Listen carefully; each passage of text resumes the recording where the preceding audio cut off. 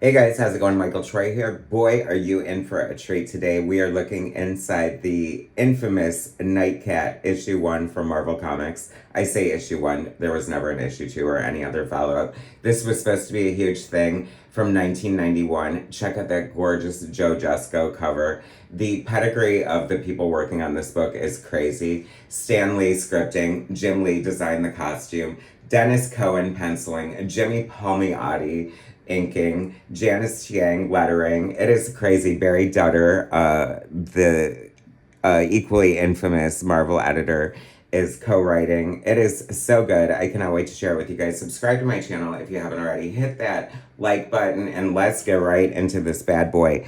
Okay, let's talk about this Joe Jusko cover. I just covered Joe Jusko's Tomb Raider, The Greatest Treasure of All from Top Cow recently. It was gorgeous, amazing. I don't have to tell you how talented Joe Jusko is. An amazing painter, probably most known for his amazing Marvel card set back in the day. His beautiful She-Hulk poster that I adore. What else? Silver Surfer. I mean, NFL Super Pro. He has the distinct pedigree of having worked on two of Marvel's most infamous characters, NIGHTCAT and NFL Super Pro. And I actually covered NFL Super Pro, and that cover is stunning. So anyways, let's get into this. Okay, so the story is 1991, Jim Salicrup, Barry Dutter plot, Stan Lee script, Dennis Cowan pencils, Jimmy Palmiotti inks, Janice Chiang lettering, Gregory Wright, colorist. Gregory Wright is an amazing colorist, by the way. Tom Brevoort, assistant editor. My, how you've grown. Bob Budiansky, editor, and Tom DeFalco, editor-in-chief.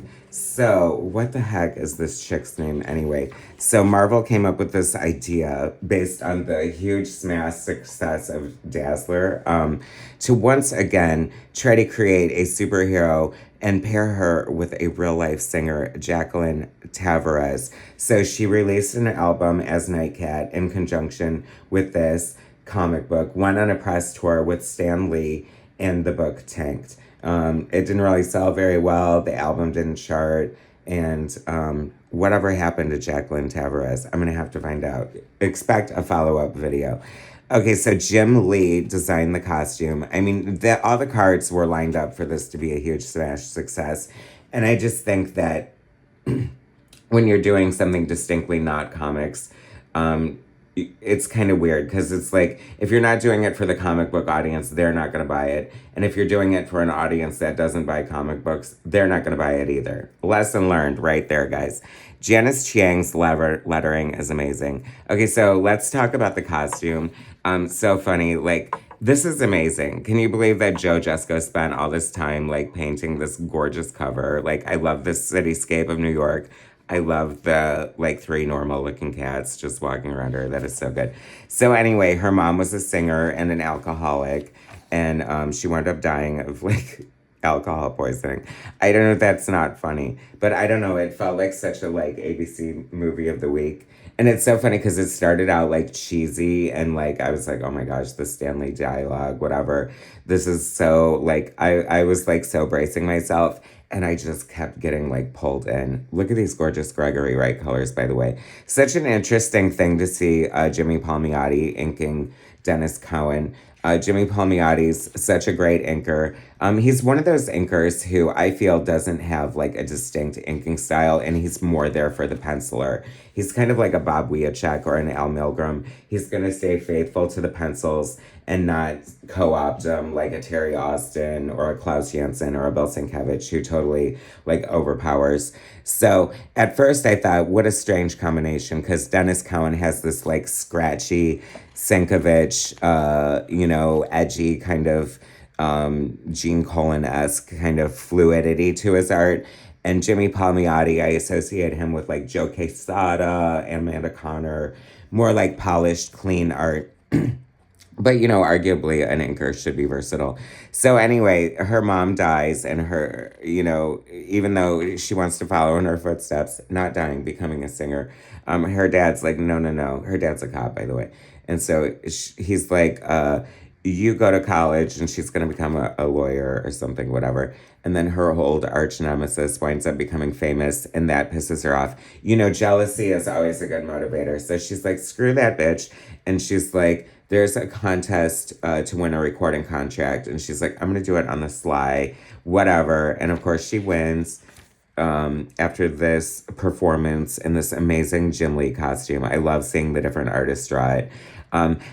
Huge missed opportunity. The original Jim Lee sketch is not in this video, but you can find it online. Or, I mean, it's not in this comic book, I should say. But I love the fringe jacket. I love the headband. It's like a hodgepodge of like 90s metal and I don't even know what, but it's kind of amazing. Speaking of Bill Sienkiewicz, I kind of put Dennis Cowan in the same sort of wheelhouse with the sketchiness, maybe not the, you know, avant-gardeness of it, but some of these panels were giving me a little bit of that. And I don't know, like, just look at her with her big hair and it, like, you know, it's such a sign of the times and it's kind of great for that too. I love it. Like, here she is exploding. Hilariously, she's decided to become a superhero slash singer in order to have a secret identity to keep the fact that she's a global sensation a secret from her father. Are you with me? And he's a cop, so he's, you know, not a very good one. But then he kind of announces that he's going to go on this secret mission. And what else? Okay, so the record executive, this woman, what is her name? Gideon. Something, Amanda Gideon. Like Gideon, like, you know, the villain is who, when. She's doing like the record company, of course, is a front for these, you know, human experimentation and drug smuggling. I mean, it's a lot, right? But it's very like an episode of like Miami Vice or like kind of like a mediocre movie of the time. A hodgepodge, if you will. So they're experimenting on humans, and they tie her up to the table in that gorgeous Jim Lee get-up. And then he takes some blood from a cat, mixes it with their experimental chemicals. You know, the coincidence of this is just so grand. I mean, she's called NIGHTCAT. Her father used to call her Kitten, and now she's subject to an experimental drug lord, mad scientist who, his name's Dr. Ecstasy, by the way. Does this, I mean, isn't that the best? I love that so much.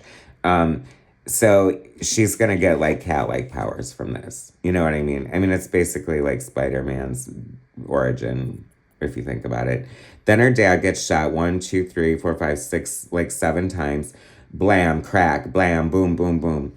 And he's like, and then she's like, Dad. Like, to this point, he's like, oh my God, she looks just like my daughter. Totally just like my daughter. Except I've never seen my daughter in a headband and fishnet boots before, so I don't know for sure if it's her or not. And so she's like, oh my God, whatever. Sorry, you're dead. Oh, look, my new cat-like powers are kicking in. I have Wolverine's claws. That'll be helpful. I have cat instincts, which, what is that? I don't know. It's spider sense, right? You know, Stan Lee is scripting this, and I have to say he held it together pretty well.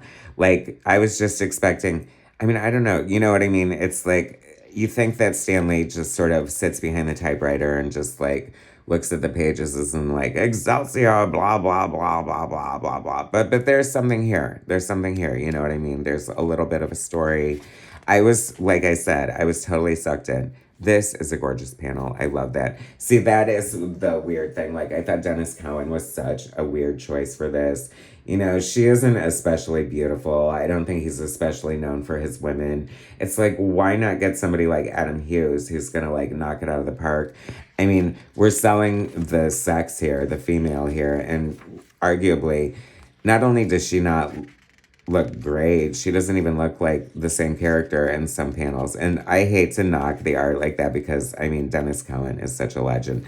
I do love her Cadillac. That was hilarious. I mean, if you can't have a Batmobile, have a Cadillac. There was one panel that gagged me in here that is so good, and I hope I didn't pass it up yet. But like I said, it's fun. It's very simple story, very straightforward. She's gonna do a performance, and she has ninja backup singers, and they switch them out for real ninjas who are gonna kill her. Like, I don't know. It's so crazy. Once again, Gregory Wright, amazing colors, right? Remember his stuff on the Punisher? Isn't this sort of giving you Punisher vibes with the art in a way, as if there was like some weird Dazzler knockoff with fringe? I don't know.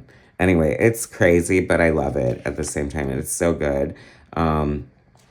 I don't know. This is like in the ether right now, so I don't know what's happening. Like, Jim Lee recently posted a memory, like a reunion with Joe Jusko or something, and Barry Dutter and Jimmy Palmiotti. Like, it's so crazy to think of all the great names on this and where they are now and what they have done. This is an amazing panel. I love that. I want the t-shirt for sure. Like, I doubt that exists because after the comic tanked and the album tanked, they were just like, yeah, no, probably not. What's happening? Where is that panel that I love so much? I refuse to give up. I mean, I know you're ready to turn off the video, and God knows I'm ready to end it, but I need to, oh, here it is. I love a good silhouette, and that is amazing. The composition and the silhouetteness of this panel just like stopped me in my tracks. It's so gorgeous. I love this book. Low-key would love to see some sort of return or anniversary special. I don't know. They probably would never do that. Online only, maybe? I don't know. Barry Dutter, bootleg, want to do one? Anyway, I totally have, like, Joe Jusko slated for an interview coming up soon, hopefully. And I need to ask him about this 100%. And I also should ask Barry Dutter, what the hell? I feel like this low-key could be like someone he was sleeping with, and it was like, I can get you a comic book. I don't know. If you know, you know. Anyway, Barry spends a lot of time in Vegas. Anyway, thanks for watching, guys. That was NIGHTCAT, one of the most amazing comics ever. Seriously, like, totally fun read and totally worth it. If you see it in the dollar bin, and you just might pick this up. Totally, if nothing else, the gorgeous museum quality Joe Jusko cover is totally worth it. Thanks for watching, guys. Subscribe to my channel if you haven't already. Hit that like button, and I will bring you more soon.